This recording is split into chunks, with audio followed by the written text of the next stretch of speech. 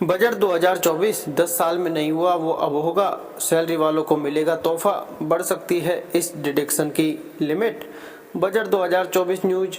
Budget की तैयारियां शुरू हो चुकी हैं और सबको इंतजार रहेगा कि वित्त मंत्री इस बार किसे क्या तोहफा देती हैं। लेकिन इस बार फोकस पूरी तरह से सैलरीड क्लास पर होगा। टैक्सेशन में कुछ बदलाव किए जा सकते हैं। वित्त मंत्री खुश करती नजर आ सकती हैं। एक्सपर्ट्स मानते हैं जो 10 साल में नहीं हुआ वो शायद इस साल होना है, क्योंकि ग्रोथ पटरी पर है, महंगाई पर काबू पाना है, ब्याज दरें कम करनी है। इन सब के लिए टैक्स पेयर्स का रोल काफ़ी बड़ा है।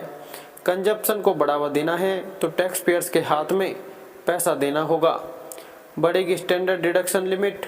सूत्रों की माने तो सरकार टैक्स पेयर्स को राहत देते हुए स्टैंडर्ड डिडक्शन के लिमिट को बढ़ा सकती है। फिलहाल 50,000 रुपये का स्टैंडर्ड डिडक्शन है। इंडस्ट्री ने इसे बढ़ाकर 1 लाख रुपये करने की मांग रखी है।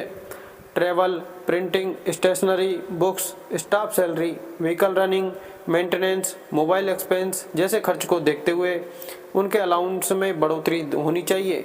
50,000 रुपये का स्टैंडर्ड डिडक्शन इन सब खर्चों को पूरा करने के लिए काफ़ी नहीं है।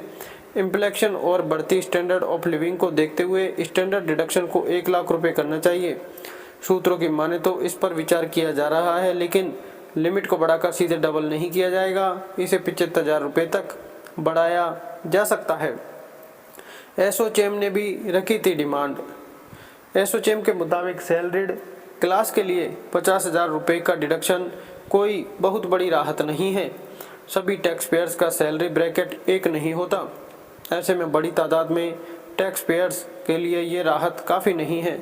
Institute of chartered account ICAI ने भी मांग रखी थी कि इन्फ्लेशन इंडेक्स एडजस्टमेंट के हिसाब से स्टैंडर्ड डिडक्शन होना चाहिए। 75,000 रुपये हो सकता है स्टैंडर्ड डिडक्शन। सूत्रों का मानना है कि बजट में सैलरीड और पेंशन होल्डर्स के लिए स्टैंडर्ड डिडक्शन की लिमिट को मौजूदा 50,000 रुपये से बढ़ाकर 75,000 रुपये कर सकती है।